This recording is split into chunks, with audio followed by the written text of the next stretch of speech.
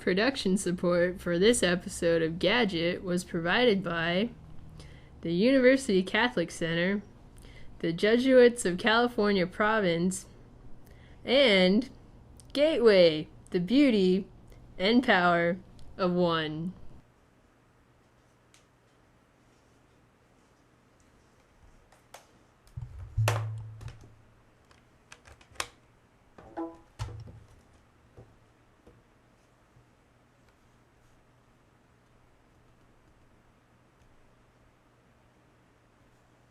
Really big things come in really small packages.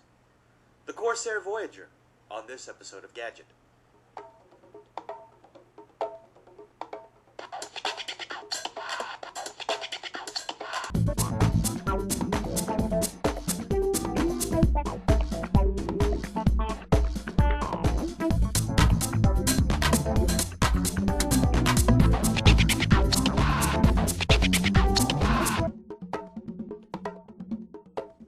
Hello, and welcome back to Gadget at thetechstop.net.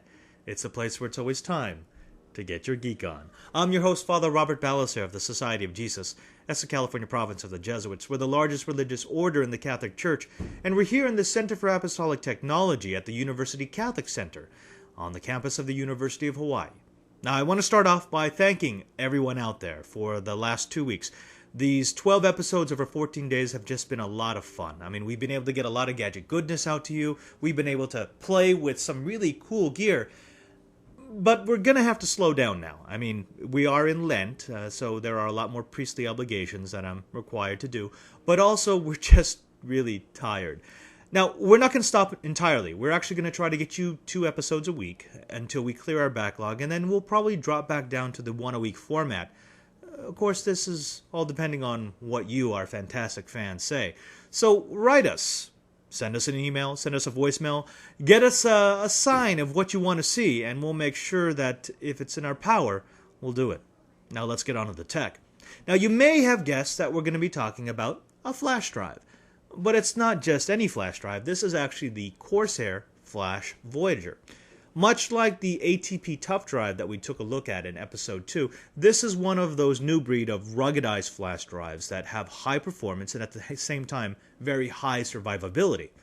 Now, this particular model is a 32 gigabyte monster. That's right, 32 gigabytes. To put that into perspective, if you were to take 32 gigabytes of White House emails and print them all, it would take you years to shred them.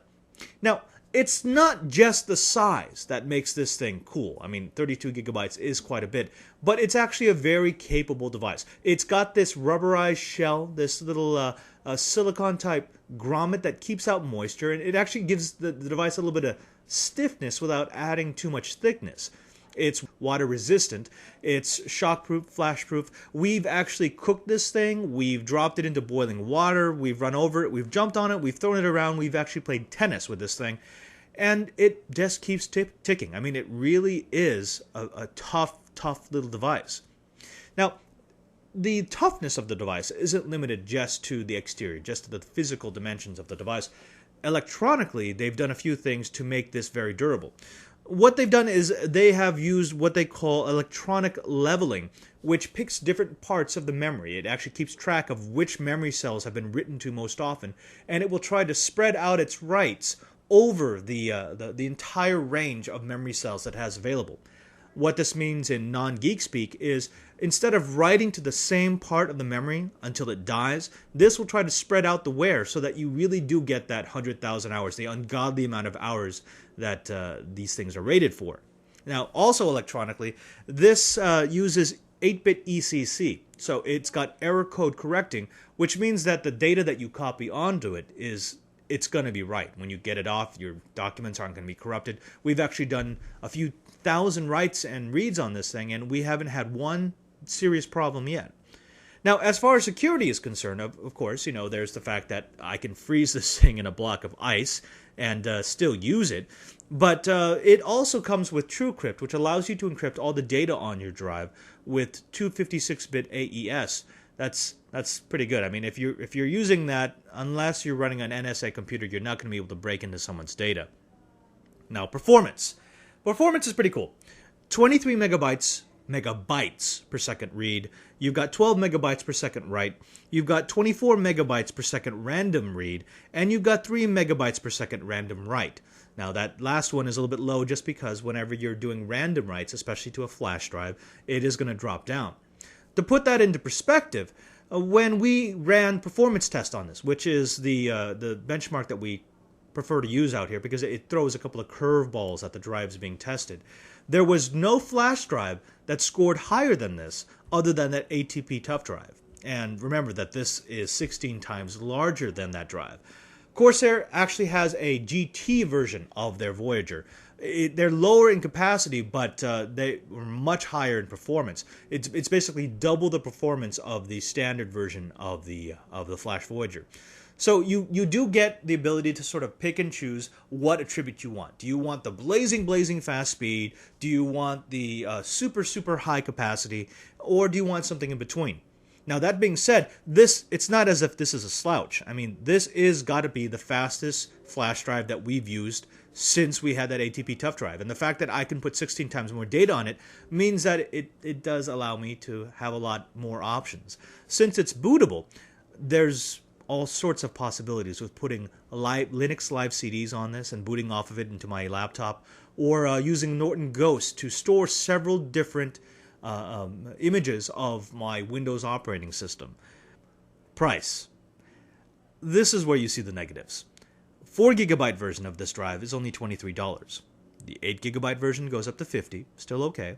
The 16GB version goes up to $93, which, is actually still very competitive.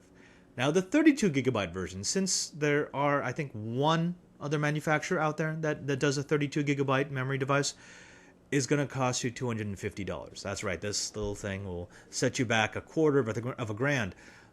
But if you need that storage, if you need that portability, if you have that much data that needs to be secured, and you want to make sure that it's secured electronically, it's secured physically, and it's basically indestructible, then right now there really is no other option than to go with the Corsair Flash Voyager.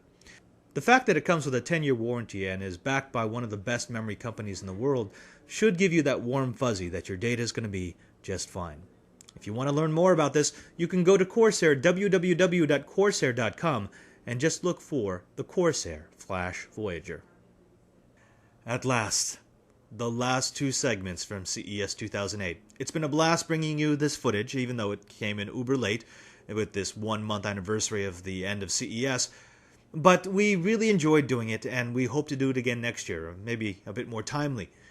Until then, go to www.thetechstop.net, click on the Gadget tab, and you'll be able to find reviews of all the products that we've taken a look at. Perhaps look at our full high-resolution versions of all of our episodes, and play around with some uber geek goodness. If you want to write us, you can always reach us at gadget@thetechstop.net. Well, I've been your host, Father Robert Ballecer. This has been the Center for Apostolic Technology. There's no uber geek without you. And roll it. This is the QuickPod DSLR camera, or extendable tripod. Monopod, I'm sorry. It extends to 53 inches. It also has a swivel head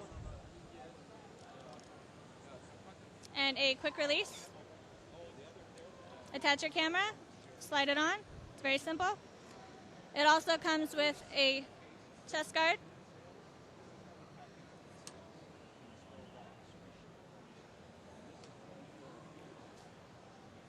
Like so. So you can use it as both as a handheld camera extender, as a monopod on the floor, or right off the chest. Correct. So they have yet another product to help you steady out your photo just a little bit. We're here at the CG Relaxation booth. They're a company located out of Fremont, California. They make these relaxation chairs, and I have to say that after a long walk around the CES hallways and byways, it's quite a relaxing experience. It does everything from stretching to percussion to back massage, neck massage. It will even massage your arms, which is something I've never seen in a massage chair. Now, these basic models start at about $3,000, but they go all the way up to $10,000 for those who want the true immersive experience from a chair built in Japan. If you want to find out more information, you can visit them in the South Hall of CES, and just come have a sit and just, yeah, okay. All right, we're done. Yeah.